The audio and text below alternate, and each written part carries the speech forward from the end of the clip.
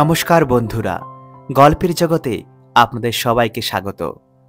আমাদের আজকের নিবেদন সৈয়দ মোস্তফা সিরাজ রচিত গুরগিন খাঁর দেওয়াল। গল্পের জগতে যারা নতুন তার চ্যানেলটি অবশ্যই সাবস্ক্রাইব করে আমাদের সঙ্গে থাকবেন। তো আসুন শুনে নেওয়া যাক আজকের গল্প গুরগিন খাঁর দেওয়াল। জিপ থেকে নেমেই আমরা মাঠের দিকে তাকালাম। চোখে পড়ল সেই বিখ্যাত ঐতিহাসিক দেওয়াল, যেটা দেখতেই চলে এসেছি এই পাণ্ডব বর্জিত জায়গায়। অজানা ভয়ে বুক কেঁপে উঠল।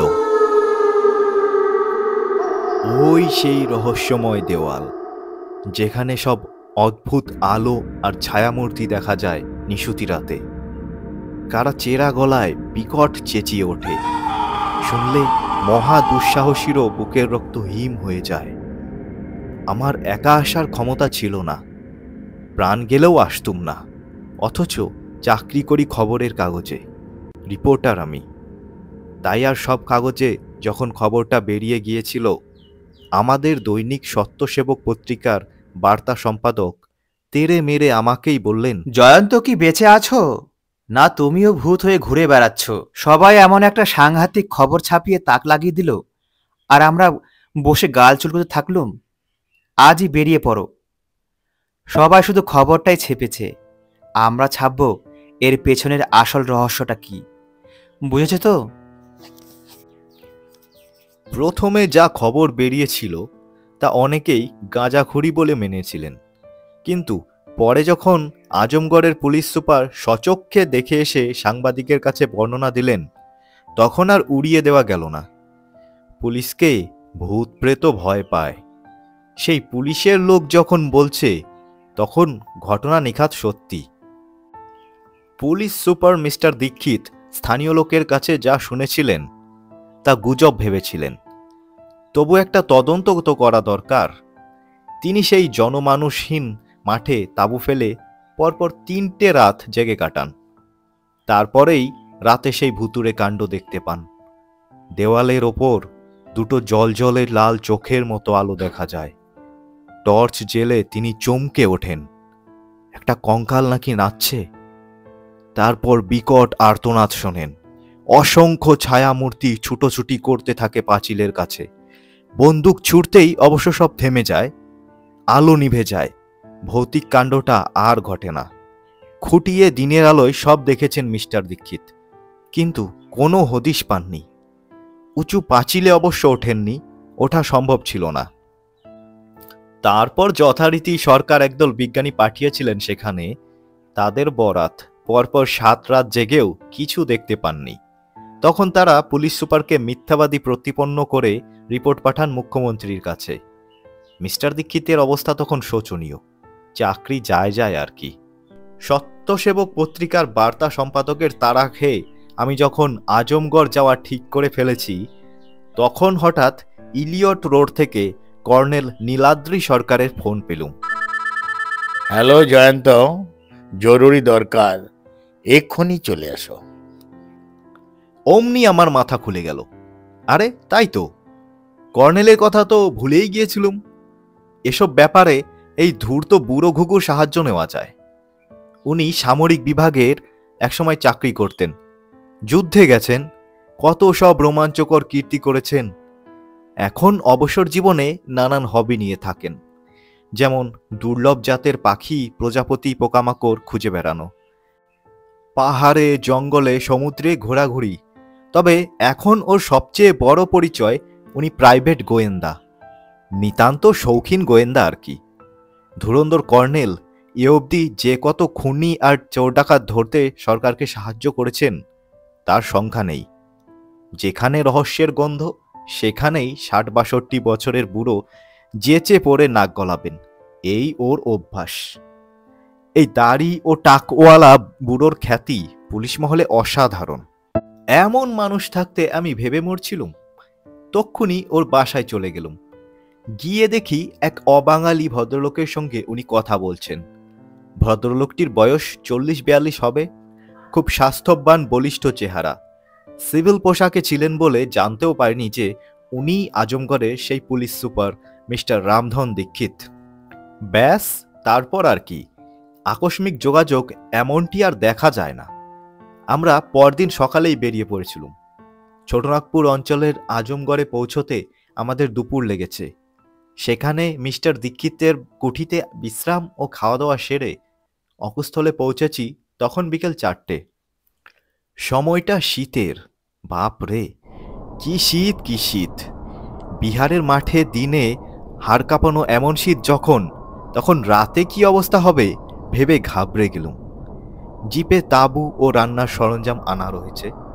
একজন রান্নার লোক রয়েছে, তার নাম মাধোরাম, আর আছে জনাচার সশস্ত্র সেপাই। ওভারকোটটা কেন আনিনি তাই ভাবছি। দেখি কর্নেল বুড়ো দিব্যি বাদামি রঙের বুশ শার্ট প্যান্ট পরে ঘুরছেন, মাথায় শুধু লাল রঙের টুপি। শীতের বাতাস বইছে প্রচণ্ড। তার মধ্যে দাঁড়িয়ে উনি চোখে বাইনাকুলার রেখে দেয়ালটা দেখছেন। আশ্চর্য বুড়ো। একটা শুকনো নদীর তলায় আমাদের তাঁবু খাটানো হয়েছে। জিপটা ঢালু পাহাড় গড়িয়ে নামতে অসুবিধা হয়নি। ওপারে উঠে উঁচু জায়গায় আমরা দাঁড়িয়ে আছি। দেয়ালটা দেখছি, আন্দাজ 600-700 মিটার দূরে একটা বিশাল স্তূপের ওপর দাঁড়িয়ে আছে দেয়ালটা। গুরগিন খাঁর দুর্গের ধ্বংসাবশেষ। কে এই গুরগিন খাঁ? কর্নেল তাও জানেন। মোগল আমলের এক দুর্ধর্ষ শাসনকর্তা। তার ছেলের নাম ছিল আজম খাঁ, যার নামে 6 মাইল দূরের ওই শহর আজমগড়। দুর্গের সব ভেঙে চুরে গেছে।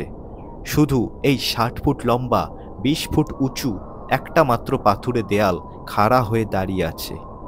দেখে অবাক লাগে। আশেপাশে অনেক ঢিবি আছে, ধ্বংসাবশেষ আছে, ঝোপঝাড়ও প্রচুর। কিছু খয়াখরবুটে গাছও চোখে পড়ল। তার ওধারে ধু ধু মাঠ, দূরে কিছু পাহাড়। কাছাকাছি কোনো বসতি দেখতে পেলুম না। শুনলুম একদল রাখাল গরু মোষ চড়াতে একটা বাথান করেছিল ওখানে। তারাই প্রথমে ভুতুড়ে কাণ্ডটা দেখে এবং পালিয়ে যায়। তারপর থেকে দিন দুপুরেও কেউ এদিকে পা বাড়ায় না। কোন কোম্পানি শীষের খনির খোঁজে এসেছিল, রাতারাতি তাঁবু গুটিয়ে পালিয়ে বাঁচে। কর্নেল বাইনাকুলারে চোখ রেখে দেয়ালটাই হয়তো দেখছিলেন। মিস্টার দীক্ষিত ও আমি কথা বলছিলাম। শীতের বেলা হু হু করে পড়ে যাচ্ছে। শিগগির অন্ধকার এসে যাবে। আজ বরং অপেক্ষা করা যাক, কাল সকালে ওখানে গিয়ে সবকিছু খুঁটিয়ে পরীক্ষা করা যাবে। আমরা দুজনে এসব কথাই আলোচনা করছিলাম। হঠাৎ দেখি কর্নেল এগোচ্ছেন। মিস্টার দীক্ষিত বললেন, এখনই যাচ্ছেন নাকি? উনি কোনো জবাব দিলেন না, যেন সম্মোহিতের মতো চোখে দূরবীনটা রেখে হেঁটে যাচ্ছেন। আমি একটু হেসে চাপা গলায় বললুম, যাক না বুড়ো, ভূতে ঘাড় মটকে দেবে। মিস্টার দীক্ষিত হাসলেন, কিন্তু মুখটা কেমন করুণ দেখালো। বললেন, আসুন জয়ন্ত বাবু, আমরাও যাই। অগত্যা আমরা দুজনেও পা বাড়ালুম। তারপর অবাক হয়ে দেখি বুড়ো দৌড়তে শুরু করেছেন। আমরা পরস্পর তাকাতাকি করলুম, আমরাও দৌড়াবো নাকি? কিন্তু দেখতে দেখতে ততক্ষণে কর্নেল ঝোপের আড়ালে অদৃশ্য। তখন আমরা হন্তদন্ত ছুটলুম। ঝোপঝাড় পেরিয়ে খানিকটা ফাঁকা জায়গা, বড় বড় পাথর পড়ে আছে, কিন্তু কর্নেলের পাত্তা নেই। বেমালুম উবে গেল যে। মিস্টার দীক্ষিত ডাকলেন, কর্নেল, কর্নেল সাহেব। কোনো সাড়া এলো না। বললুম, ছেড়ে দিন, বুড়োর স্বভাবই এইরকম, ঠিক এসে পড়বেক্ষণ। তখন সূর্য ডুবেছে, শীতও ক্রমশ বেড়ে যাচ্ছে। হাঁটতে হাঁটতে আমরা গেলুম সেই দেয়ালটার কাছে। উঁচু ঢিবির কাছে রয়েছে। তাকাতেই আমার গা শিউরে উঠল। মনে হলো দেয়ালটা যেন হিংস্র চোখে আমাদের দিকে তাকাচ্ছে। চোখের ভুল ছাড়া কিছু নয়। ঢিবির ওপর ওঠা শুরু করল। সেই সময় মিস্টার দীক্ষিত মনে পড়িয়ে দিলেন, আমাদের সঙ্গে কোনো টর্চ নেই, অতএব বেশিক্ষণ থাকা যাবে না। ঢিবিতে উঠে দেখলুম একটা প্রশস্ত পাথরের মেঝে, ফাটলে ঘাস গজিয়ে আছে। সামনে পূর্বে পশ্চিমে লম্বা দেওয়ালটা আন্দাজ 20 ফুট উঁচু। মনে হলো ওটা কমপক্ষে 2 গজ চওড়া, সুতরাং ওর ওপর দৌড়াদৌড়ি করা সম্ভব বই কি। এক জায়গায় একটা মস্ত ফাটল দেখেছিলাম, সেখানে একটা শুকনো কোনো গাছের গুঁড়ি ও শেকড় মেঝে অবধি নেমে এসেছে।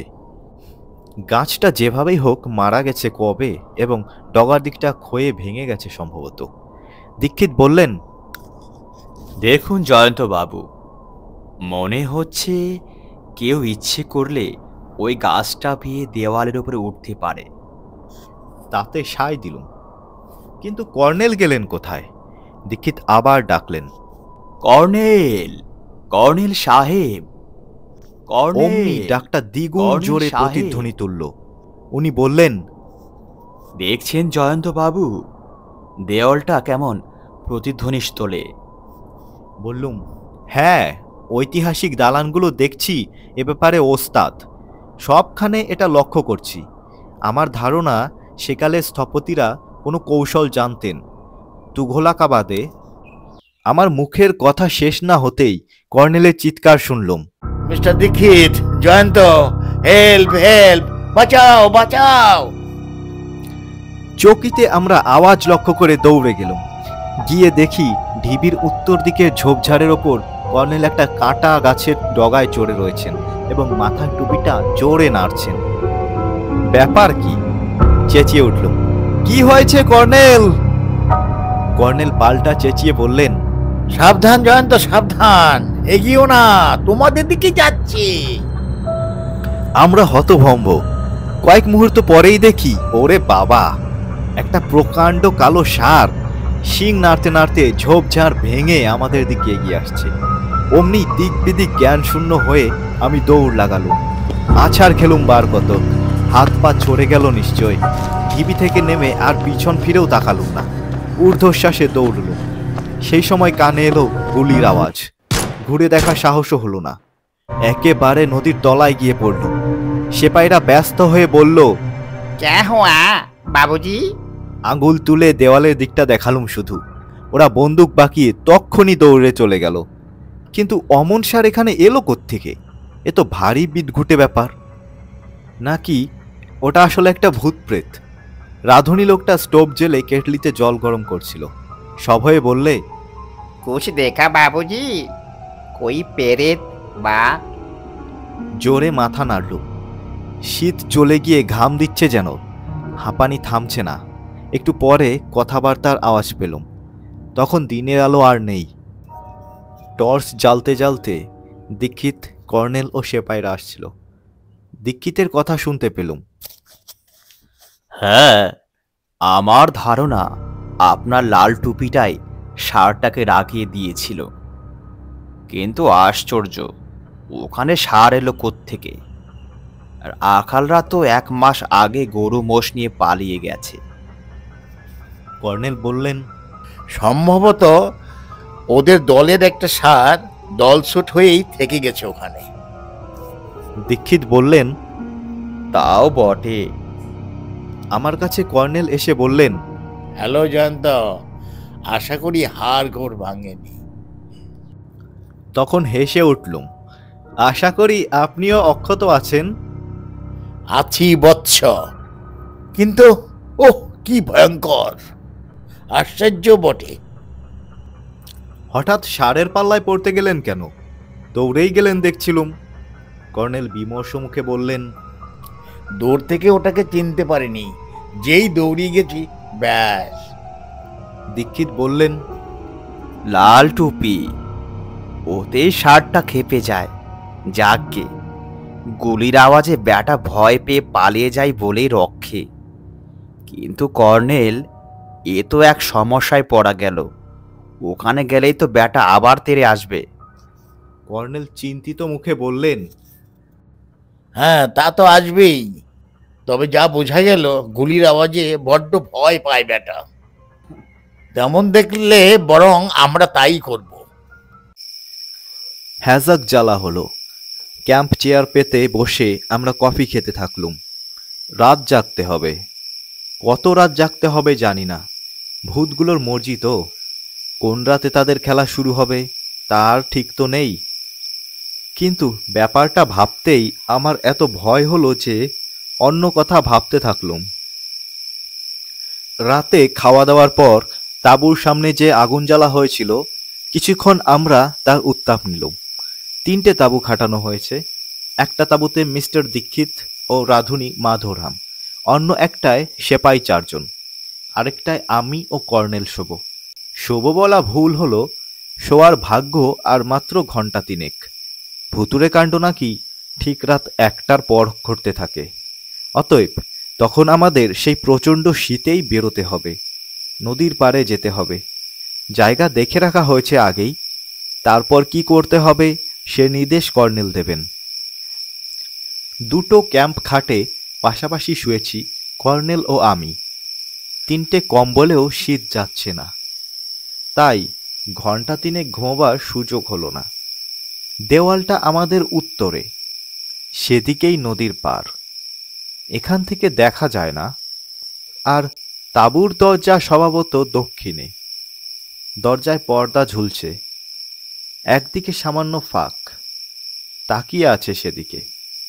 আকাশের 2-1টা নক্ষত্র চোখে পড়ছে। কর্নেলের রীতিমতো নাক ডাকছে। হঠাৎ দরজার ফাঁকে নক্ষত্র ঢেকে গেল, তারপর চাপা খসখস শব্দ কানে এলো। শব্দটা ভালো করে শোনার জন্যে কম্বল থেকে কান বের করলুম এবং মাফলার খুলে ফেললুম মাথা থেকে। হ্যাঁ, ঠিকই শুনেছি। তাছাড়া দরজার ফাঁকে নক্ষত্র আর দেখা যাচ্ছে না। ভয়ে বুক ঢিপ ঢিপ করে উঠল। বালিশের পাশ থেকে টর্চটা যেই টেনেছি, আবার সেই ফাঁকে নক্ষত্র দেখলুম। এর মানে কি কেউ এসেছে? কেউ কি কোনো দুষ্টু মতলবে তাঁবুতে উকি দিচ্ছিল? কি এসে কি তার উদ্দেশ্য? ভাবলুম টর্চ জ্বালার আগে কর্নেলকে চুপি চুপি জাগিয়ে দিই। অমনি নাকে একটা বোটকা গন্ধ এসে লাগলো। নাড়ি ভুড়ি উগড়ে পড়ার জোগাড় সেই পচা গন্ধে। নাক ঢেকে চোখ খুলে ভয়ে কাঁপতে থাকলুম। আর কর্নেলকে ডাকারও সাহস হচ্ছে না। যদি ওই নিশুতি রাতের আগন্তুক আমার ওপর ঝাঁপিয়ে পড়ে। দম বন্ধ করে শুয়ে আছি। সেই সময় কর্নেলের নাক ডাকা বন্ধ হলো। একটু সাহস পেল। পুরো জাগুক, হে ভগবান। বুড়ো ঘুঘুকে জাগিয়ে দাও। এসব ব্যাপারে ওর মাথা খেলে ভালো। এ বয়সে গায়ের জোরও অসাধারণ। যোদ্ধা লোক, জুজুৎসু জানেন কত রকম। শত্রুকে ঢিট করতে জুড়ি নেই ওর। হঠাৎ আবার চমকে উঠলুম। আমার পাশেই তাঁবুর গায়ে খসখস শব্দ। সেই গন্ধটা আরো বিকট এবার। তারপরই কি একটা আমার কপালে এসে পড়ল। ঠান্ডা, অতি ঠান্ডা কিছু শক্ত জিনিস। অমনি আঁতকে উঠে চেঁচালো, কর্নেল, কর্নেল! আর যন্ত্রের হাতে টর্চের বোতামটাও টিপে দিল। ওদিক কর্নেলের টর্চও জ্বলে উঠেছে। এক মুহূর্তের জন্য দেখলুম আমার মাথার উপর দিয়ে একটা অবিশ্বাস্য, রীতিমতো অবিশ্বাস্য একটা কঙ্কালের হাত সাত করে সরে গেল। তাঁবুটা জোরে নড়ে উঠল। পরক্ষণে বাইরে দূরে, অনেক দূরে কারা মিহি ক্ষণখানে গলায় হেসে উঠল।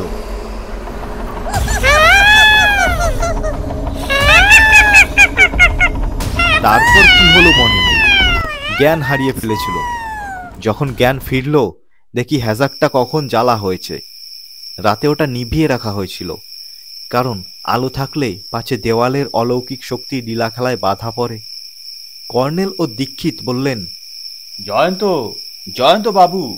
উঠে বসলুম। অমনি সব মনে পড়ে গেল। রুদ্ধশ্বাসে বললুম, ওরা কি পালিয়েছে? ওরা কারা এসেছিল কর্নেল? কর্নেল গম্ভীর মুখে মাথা নাড়লেন, বললেন, জানি না, সত্যি জানতো আমি অবাক হতভম্ব। বিস্তর ঘটনা ঘটতে দেখেছি জীবনে, কিন্তু এর কোনো মাথা মুন্ডু বুঝতে পারছি না। একটা জীবন্ত কঙ্কাল, সত্যিকারের কঙ্কাল। বালিতে এইমাত্র তার পায়ের ছাপ আমরা দেখে এলাম। ও ছাপ কোনো মানুষ বা প্রাণীর নয়, তা হলফ করে বলতে পারি। আর ওই বিকট হাসি বা কারা হাসছিল কে জানে। দীক্ষিত বললেন, হাসিগুলো গুড়গিন খাঁড় দেওয়াল থেকে আসছে মনে হচ্ছিল কর্নেল। আমিও সেবার এসে ওই হাসি শুনেছিলাম, তখন বুঝতে পারিনি। কর্নেল ঘড়ি দেখে বললেন, 12:30 প্রায়, আর কি। আলোটা আবার নিভিয়ে দেওয়া যাক। আধ ঘন্টা পরে আমরা বেরোবো। জয়ন্ত, আর ঘুমিও না। বেরোতে হবে? কাচুমাচু মুখে তাকালুম। তা লক্ষ্য করে কর্নেল চাপা স্বরে ধমক দিয়ে বললেন, এরকম ভয় পেলে চলবে না জয়ন্ত। তুমি না খবরের কাগজের রিপোর্টার। ঠিক একটায় আমরা বেরিয়েছি। প্রচণ্ড শীত। আমার তো সবসময় বুক ঢিপ ঢিপ করছে, কিন্তু উপায় নেই। কর্নেল আমাকে জোর করে নিয়ে এসেছেন। নদীর উত্তর পারে অন্ধকারে চুপি চুপি আমরা 3 জন এবং 3 জন সেপাই একটা পাথরের আড়ালে ওত পেতে বসেছি। একজন সেপাই রয়ে গেল তাঁবুর পাহারায়, রয়ে গেল মাধুরাম বাবুর্চিও। বসে আছি তো আছি। আমাদের 30 গজ সামনে গুড়গিনখার দেওয়াল অন্ধকারে দাঁড়িয়ে রয়েছে। কি অদ্ভুত দেখাচ্ছে ওই কালো দেয়ালটা। মনে হচ্ছে হাজার হাজার অদৃশ্য চোখ দিয়ে সে আমাদের দেখছে আর দেখছে, শয়তানি মতলব ভাবছে। যেন উত্তুরে হাওয়ার ভাষায় শন শন করে বলছে, চলে আয়, আয় রে আয়। এই সময় দূরে প্লেনের শব্দ শুনল। দেওয়ালের আড়ালে পড়ে গেল বলে প্লেনটা দেখতে পেলুম না। কতক্ষণ পরে হঠাৎ কর্নেল ফিসফিস করে উঠলেন, ও কি? তাকিয়ে দেখি, হ্যাঁ, যা শুনেছিলুম তাই। দুটো লাল জল জলে চোখ যেন দেওয়ালের ওপর স্থির হয়ে আছে। একটু পরে চোখ দুটো দুলতে শুরু করলো। ওপরে নিচে, কখনো দুপাশে দুলছে আর মাঝে মাঝে যেন চলে বেড়াচ্ছে। অন্তত দীর্ঘ 5 মিনিট ব্যাপারটা ঘটল। তারপর এক ঝলক আলোর আকাশের দিকে ছুটে গেল ধূমকেতুর মতো। কয়েক সেকেন্ড ওই আলোর ঝাঁটাটা স্থির হয়ে থাকার পর ডাইনে বায়ে দুবার নড়ে উঠল, তারপর আবার স্থির। ঠিক এই সময় কানে এলো এক বিকট চিৎকার। ও কি মানুষের না দানবের? মাথায় পুরু করে মাফলার কান অবধি জড়ানো, তবু মনে হলো কানে তালা ধরে যাচ্ছে। আহ! অদ্ভুত সেই আওয়াজ, যেন আর্তনাদ, যেন প্রচণ্ড ক্রোধ। আমরা শক্ত হয়ে বসলুম। দীক্ষিত কি বলতে যাচ্ছিলেন, হঠাৎ দেখি কর্নেল উঠে দাঁড়ালেন। তারপর চাপা স্বরে, চলে এসো তোমরা, বলেই হাঁটতে শুরু করলেন। কি সর্বনাশ! এ যে স্বেচ্ছায় মৃত্যুবরণ করার সামিল। কিন্তু উপায় নেই। একা এখানে পড়ে থাকার সাহস আমার নেই। এমনকি দৌড়ে নদীর তলায় তাঁবুর কাছেও যেতে পারবো না। যদি ফের জ্যান্ত কঙ্কালের পাল্লায় পড়ে যাই। পিছনে অন্ধের মতো মরিয়া হয়ে চললুম। কয়েক পা যেতেই দেওয়ালের অশরীরীরা আওয়াজ আরো বাড়িয়ে দিল। সে কি বিকট চেঁচামেচির বর্ণনা, ভাষায় দেওয়া দুঃসাধ্য। যেন হাজার হাজার প্রাগৈতিহাসিক প্রতিদানও হঠাৎ নিশুতি রাতে ঘুম ভেঙে হইচই বাঁধিয়েছে। কখনো মনে হচ্ছে তারা আর্তনাদ করছে, কখনো হি হি হি হি করে তখনকার মতো বিকট ভুতুরে অট্টহাসি হাসছে। ঢিবির কাছে আমরা পৌঁছানোর সঙ্গে সঙ্গে কর্নেল টর্চ জেলে দেওয়ালে আলো ফেললেন। অমনি আমার পিলে চমকে উঠল। পাঁচিলের সেই ফাটলে মরা গাছটার ডালে ঠ্যাং ঝুলিয়ে বসে আছে সেই জ্যান্ত কঙ্কালটা। এই দৃশ্য দেখা মাত্র সেপাইরা হুকুম পাওয়ার আগেই দুমদাম বন্দুক ছুড়তে শুরু করলো। প্রচণ্ড প্রতিধ্বনি উঠল। সবাই দৌড়ে ঢিবিতে উঠল। কর্নেলের টর্চ সামনে কঙ্কালটার ওপর পড়ে রয়েছে। কঙ্কালটা নড়ছে এবার। কর্নেল জ্বলন্ত টর্চ ও রিভলভার হাতে নিয়ে সেদিকে দৌড়ে গেলেন। অমনি সব বিকট আওয়াজ থেমে গেল। অস্বাভাবিক স্তব্ধতা জাগল। কর্নেলের চিৎকার শুনল, মিস্টার দীক্ষিত, এখানে আসুন। আমি পা বাড়িয়েছি সবে, সেপাইরা সবাই একসঙ্গে টর্চ জ্বেলেছে। দেখি পাশের ঝোপ ঠেলে সেই ষাঁড়টা বেরিয়ে আসছে। হ্যাঁ, আমার দিকেই। অমনি ভূতের ভয়, এই ভুতুরে কাণ্ড কারখানা সব কিছু মুহূর্তে ভুলে তক্ষুনি দৌড় দিলুম। সন্ধেবেলায় যেভাবে দৌড়েছিলাম ঠিক সেভাবেই। ঠাহর করে নদীর ধারে পৌঁছে তখন টর্চ জ্বালালুম। ষাঁড়টাকে পিছনে দেখতে পেলুম না, কিন্তু দূরে দেওয়ালের ওখানে আবার মুহুর্মুহু গুলির আওয়াজ হতে শুনল। টর্চের আলোও ঝলকে উঠল বারবার। তারপর প্লেনের আওয়াজ শুনল, কিন্তু দেখতে পেলুম না প্লেনটা। বোবা ধরা গলায় চেঁচিয়ে উঠল, মাধোরাম, মাধোরাম! সারা এলো। बाबूजी, बाबूजी आप किधर हैं? সে রাতে কর্নেল, দীক্ষিত এবং সেপাই 3 জন ফিরে এলেন তখন রাত প্রায় 3টে। হ্যাসাক জ্বালা হলো। সেই আলোয় দেখি ওরা একগাদা তার, প্রকাণ্ড battery, set bulb, tape recorder, microphone এনেছেন সঙ্গে। ব্যাপার কি? তারপর আমার পিলে চমকালো আবার। কর্নেল দস্তানা পরা হাতে সেই কঙ্কালটার হাত ধরে আছেন এবং সেটা মাটিতে আধখানা গড়াচ্ছে, অর্থাৎ আসামিকে টানতে টানতেই এনেছেন, যেন আসতে চায়নি। মাটিতে লুটিয়ে আনতে হয়েছে ব্যাটাকে। আমি ফ্যাল ফ্যাল করে তাকিয়ে রইলুম। কর্নেল বললেন, জয়ন্ত, আশা করি রহস্যটা টের পেয়ে গেছো এখন। জোরে মাথা দুলালুম। পাইনি। পাওনি? তোমার ভয়টা আসলে এখনো কাটেনি। বলে কর্নেল তাঁবুর সামনেকার নিভন্ত আগুনে কয়েকটা কাঠ ফেলে দিলেন। আগুন জ্বলে উঠল। ক্যাম্প চেয়ার বের করে তার সামনে বসে চুরুট ধরালেন। দীক্ষিত বললেন, তাহলে গাড়ি নিয়ে অর্জুন চলে যাক কর্নেল, রেডিও মেসেজ পাঠানোর ব্যবস্থা করুক। কর্নেল বললেন, অবশ্যই হেলিকপ্টারটাকে পাকড়াও করা যাবে, অবশ্যই। মালগুলো হয়তো পাচার হয়ে যাবে। হতভম্ব হয়ে বললুম, মাই ডিয়ার ওল্ড ম্যান, ব্যাপারটা খুলে বলবেন কি? কর্নেল হাসলেন। এখনো খুলে বলতে হবে? এই স্মাগলিং এর কারবার জয়ন্ত, সেফ সুরা চালানি মালের ব্যাপার। গাঁজা, আফিন, চরস, কোকেন, এসব মাদক দ্রব্য এই অখাদ্য এলাকায় চোরা চালানিরা এনে ওই গুরগিন খাঁর দেওয়ালে একটা গুপ্ত জায়গায় মজুদ করে। ব্যাটারি থেকে বিদ্যুতের সাহায্যে দেওয়ালের মাথায় লাল বাল্ব জ্বেলে হেলিকপ্টারকেই সংকেত দেয়। কখনো সেফ হলদে আলো দেখায়। এই হেলিকপ্টার তখন মাঠে নেমে পড়ে। এরা মালগুলো ওতে পৌঁছে দেয়। আমাদের দুর্ভাগ্য, শয়তানগুলোকে তাড়া করতেই ব্যস্ত ছিলাম। হেলিকপ্টারটা গতিক বুঝেই উড়ে পালালো। বললুম, ওই কঙ্কালটা আর ওই অট্টহাসি? কর্নেল বললেন, কঙ্কালটা নকল। এতে দুর্গন্ধ অ্যামিনো অ্যাসিড মাখানো আছে। চোরাচালানিদের কেউ এটা নিয়ে এসেছিল আমাদের তাঁবুতে। ভয় দেখাতে চেয়েছিল। আর আওয়াজ হতো একটা টেপ রেকর্ডারে। মাইক্রোফোন ফিট করা ছিল দেওয়ালে। নির্বিঘ্নে চোরাচালানি লেনদেনের ঘাঁটি করার জন্যই বেটাদের এত আয়োজন। যাকগে, মাধুরাম, কপি বানাও।